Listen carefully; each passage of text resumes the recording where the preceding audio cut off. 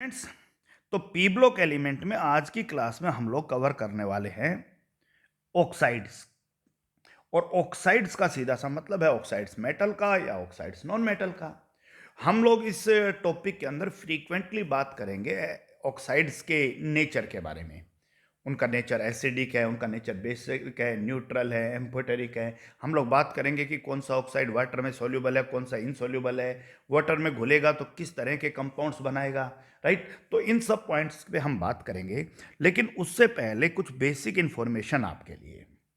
Basic information समझिए कि अगर किसी भी कंपाउंड के एसिडिक नेचर के बारे में आप बात करो तो आप लोग प्रीवियस क्लासेज में पढ़कर आए हो कि हाइड्राइड्स जो होते हैं उनका acidic character down the group increase होता है।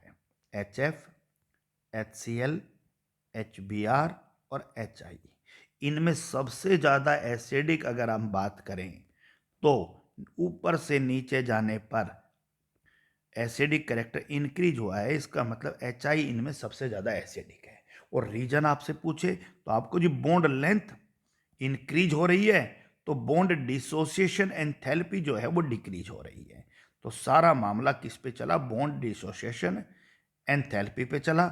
H पॉजिटिव सबसे जल्दी इसी में निकलेगा। ये मामला था किसी भी ग्रुप के हाइड्राइड्स का। तो किसी भी ग्रुप के हाइड्राइड में जाओगे सबसे अच्छा एसिड आपको सबसे नीचे मिलेगा। लेकिन बिल्कुल इसके उलट अगर आप यही काम किसी भी ग्रुप के ऑक्साइड्स में करते हो, क्लियर हो गया? और ऑक्साइड्स का मतलब मान लीजिए हम लोग ग्रुप नंबर 15 ही पढ़ रहे हैं तो 15 के ऑक्साइड्स का ही कर लेते हैं किसी भी पर्टिकुलर ऑक्सीडेशन स्टेट में, जैसे N2O3, P2O3, AS2O3, Sb2O3 और Bi2O3। ये हमने बात कर लिया इसके ऑक्साइड्स का। अब ध्यान से देखिए, ऊपर से नीचे जाने पर मेटेलिक करेक्टर बढ़ रहा है, मानते हो? अरे ऊपर नॉन मेटल है, नीचे मेटेलिक है। अब मेटेलिक करेक्टर बढ़ता है वहां पर आयोनिक करेक्टर भी बढ़ता है। जहां आयोनिक करेक्टर बढ़ता है वहां पर ही आपका बेसिक करेक्टर भी इंक्रीज होता है। अब ये सब जिधर इंक्रीज हो रहे हैं उधर सीधा सा मतलब है एसिडिक करेक्टर जो है वो क्या होगा? आपका डिक्रीज होगा। तो सीधा सा मतलब क्या निकल कर आया कि हाइड्राइड्स आपको सबसे अच्छा एसिड देखना हो तो कहां देखना पड़ेगा? सबसे नीचे। और ऑक्साइड्स में एसिडिक नेचर देखना हो तो आपको कहां मिलेगा? सबसे ऊपर मिलेगा। क्योंकि नीचे जाने पर मेटेलिक करेक्टर बढ़ता है जो आयोनिक और बेसिक करेक्टर को फेवर करता है। राइट, तो ऊपर वाला जो है वो नॉन मेटेलिक करेक्टर को फेवर करेगा, नॉन मेटेलिक कोवलेंट। राइट, दूसरी चीज आप सबको एक और भी समझना पड़ेगा ऑक्साइड्स के अंदर ही कि कोई भी ऑक्साइड जितना ज्यादा ऑक्सीडेशन स्टेट में अपना कंपाउंड बनाएगा, मोर ऑक्सीडेशन स्टेट, उतना ही आपका कंपाउंड ज्यादा कोवलेंट होगा, मोर कोवलेंट होगा। और जितना ज्यादा कोवलेंट होगा उतना ही ज्यादा एसिडिक होगा। ये भी ध्यान रखना, बहुत सिंपल सा क्वेश्चन है। N2O5 ज्यादा एसिडिक है N2O3 से, क्योंकि N2O5 में नाइट्रोजन +5 ऑक्सीडेशन स्टेट और N2O3 में नाइट्रोजन +3 ऑक्सीडेशन स्टेट में अपना कंपाउंड बना रहा है। तो ऑक्साइड को पढ़ने से पहले इतना सारा चीज आपको पता होना चाहिए। और ये इसीलिए भी बताया कि स्टूडेंट एक अपने दिमाग में प्रिस्क्रिप्शन बना लेता है ऊपर से नीचे एसिडिक करेक्टर बढ़ा या घटा। नहीं, हाइड्राइड्स में बढ़ा और ऑक्साइड्स में घटा, दिमाग में फिट बिठाइए, कोई गलती नहीं होगी। अब बात आता है भाई ऑक्साइड्स को और थोड़ा डिटेल में पढ़ते हैं। The point is oxides. अब ऑक्साइड आपके यहां दो तरह के हैं। ऑक्साइड या तो मेटल का ऑक्साइड होगा या फिर नॉन मेटल का ऑक्साइड होगा।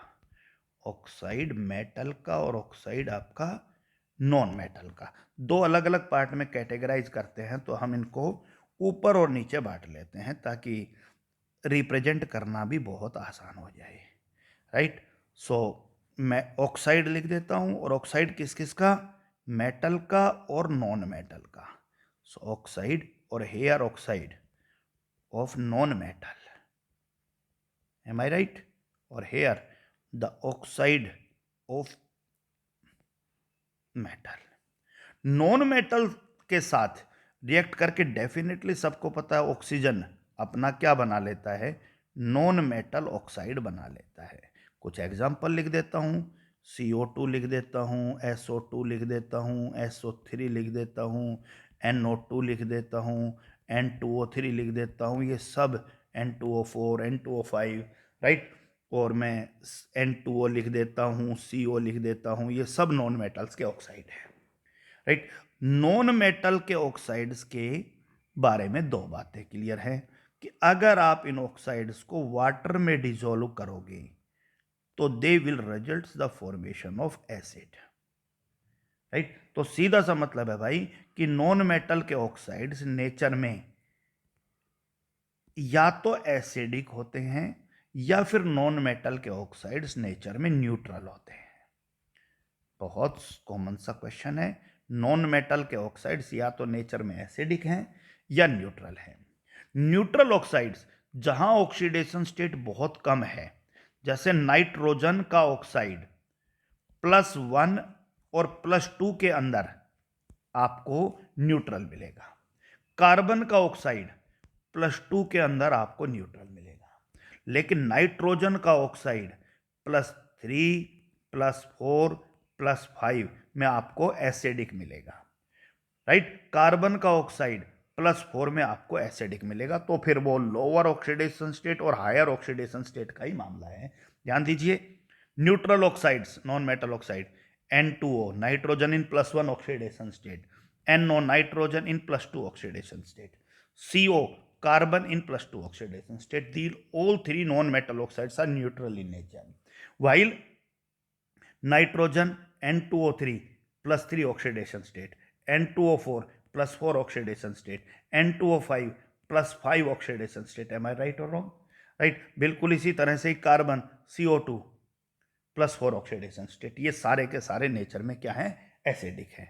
दूसरी बात हम पहले भी पढ़ चुके हैं कि जितना ऑक्सीडेशन स्टेट बढ़ेगा उतना ही आपका एसिडिक कैरेक्टर भी बढ़ेगा। सो N2O3 से ज़्यादा एसिडिक आपको N2O4 मिलेगा और उससे ज़्यादा एसिडिक आपको N2O5 मिलेगा। कोई भी डाउट नहीं रखना है।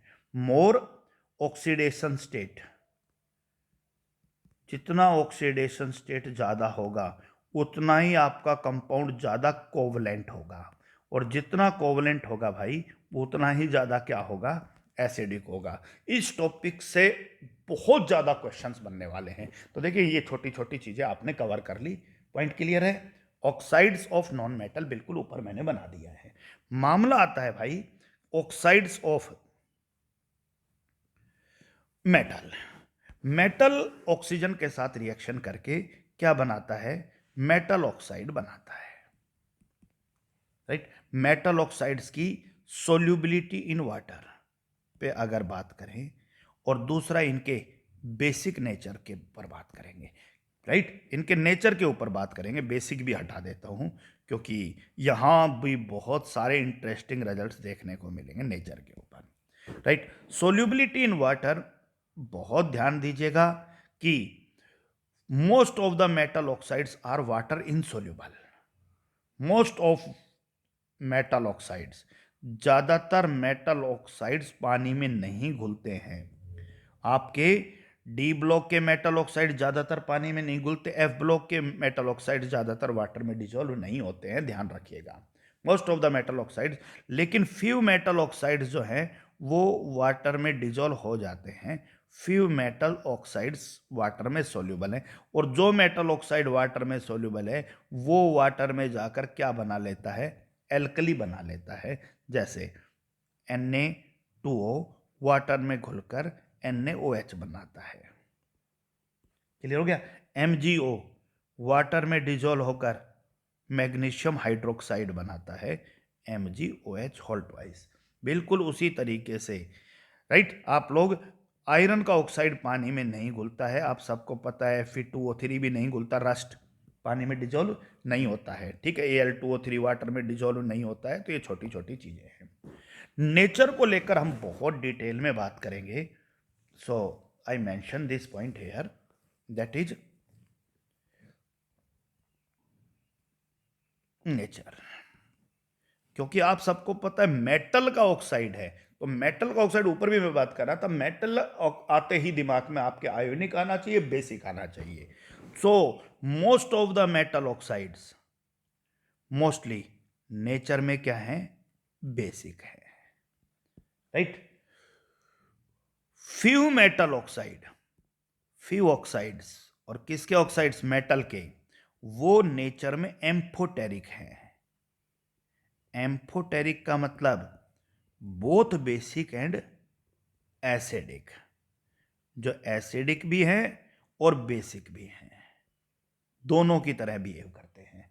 और इन हायर ऑक्सीडेशन स्टेट, अगर कोई मेटल अपना ऑक्साइड हायर ऑक्सीडेशन स्टेट में बना रहा है, तो हम लोगों ने पढ़ा भाई जितना ऑक्सीडेशन स्टेट ज्यादा होगा उतना ही कोवलेंट कैरेक्टर ज्यादा होगा, और जितना कोवलेंट कैरेक्टर ज्यादा होगा उतना ही क्या होगा, वो एसिडिक होगा। तो सरप्राइज नहीं करना है, बड़ा इंटरेस्टिंग है। लोअर क्लास तक हम दो ही बात करते थे, बेसिक या एम्फोटेरिक, लेकिन अब 12th लेवल पर आप लोग एसिडिक नेचर पर भी बात कर रहे हो। और बेसिक देखिए, ज़्यादातर मेटल ऑक्साइड्स ग्रुप 1 ग्रुप 2, ठीक है भाई, फ्रीक्वेंटली आपके नेचर में क्या है, बेसिक हैं। जो बाउंड्री लाइन पर प्रेजेंट होते हैं ना, जो एलिमेंट, जो मेटल और नॉन मेटल को अलग करने वाली जो लाइन होती है, उसके आसपास के जो एलिमेंट होते हैं उनके ऑक्साइड्स नेचर में आपके एम्फोटेरिक होते हैं। चेक कर लीजिएगा उस जिग जैग लाइन को, Al2O3 Zn, ये एसिड की तरह भी बिहेव करते हैं और बेस की तरह भी बिहेव करते हैं। और हायर ऑक्साइड्स की बात करो तो चेक करो, V2O5 +5 ऑक्सीडेशन स्टेट में वेनेडियम अपना कंपाउंड बना रहा है, एसिडिक है। क्लियर हो गया। CrO3, राइट, +6 ऑक्सीडेशन स्टेट में कंपाउंड बना रहा है। ऑर्गेनिक केमिस्ट्री में CrO3 PCC बहुत यूज करते हो, क्रोमिक अनहाइड्राइड, राइट, +6 आपका एसिडिक है। Mn2O7 मैग्नीज का ऑक्साइड +7 ऑक्सीडेशन स्टेट में। तो हायर ऑक्सीडेशन स्टेट किसको रिप्रेजेंट कर रहा है भाई, कोवलेंट कैरेक्टर को रिप्रेजेंट कर रहा है, जो ज्यादा एसिडिक है, राइट। अब बेसिक नेचर की बात करो आप, तो आप सीधा सा समझिए कि Na2O को डिजोल्व कीजिए किसके अंदर, वाटर के अंदर। सो क्या बनाएगा आपका, NaOH बनाएगा। MgO को वाटर में डिजोल्व कीजिए, क्या बनाएगा भाई, MgOH होल ट्वाइस बनाएगा, क्योंकि मेटल ऑक्साइड है, पानी में घुल के अपना बेस बनाते हैं, मेटल ऑक्साइड है, पानी में घुल के बेस बनाते हैं। अगर हम बात करें Al2O3 के बारे में, तो एम्फोटेरिक नेचर है Al2O3 का, और एम्फोटेरिक नेचर है भाई Al2O3 का। तो Al2O3 सीधा सा मतलब है एसिड के साथ भी रिएक्शन कर लेता है और बेस के साथ भी। So this is the reaction with acid, and Al2O3 reaction with base NaOH + H2O। ध्यान रखना है कि दोनों ही जगह आपका कंपाउंड कॉम्प्लेक्स कंपाउंड बनेगा। Al2O3 दोनों ही जगह क्या बनाएगा, कॉम्प्लेक्स कंपाउंड बनाएगा। कौन बनाएगा कॉम्प्लेक्स कंपाउंड, कौन सा मेटल बनाएगा, एल्यूमिनियम बनाएगा। किस कोऑर्डिनेशन नंबर में बनाएगा, कोऑर्डिनेशन नंबर 6 में बनाएगा, ध्यान रखिएगा, इसमें कंफ्यूज नहीं होना। और यहां पर एल्यूमिनियम अपना कॉम्प्लेक्स कंपाउंड बनाएगा वाटर के साथ, और यहां पर एल्यूमिनियम अपना कॉम्प्लेक्स कंपाउंड बनाएगा OH नेगेटिव लीजेंड्स के साथ।